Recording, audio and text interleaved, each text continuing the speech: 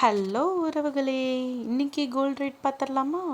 So இன்னைக்கு gold rate பார்த்தீங்கன்னா கண்டிப்பாக வந்து ஏறி இருக்குன்னு தான் சொல்ல முடியும். பர் கிராம் வந்து 13,445க்கும் வெள்ளி வந்து குறைஞ்சி 260 ரூபாய்க்கும் விற்குது. ஓகேங்களா? இது நேத்திய ரேட்டுக்கு நம்ம கம்பேர் பண்ணோம் அப்படின்னா ஹையாக தான் இருக்குது. ஸோ 2 வாரமாக குறைஞ்சிச்சு. ஸோ இது வந்து நேத்தோட ரேட்டு.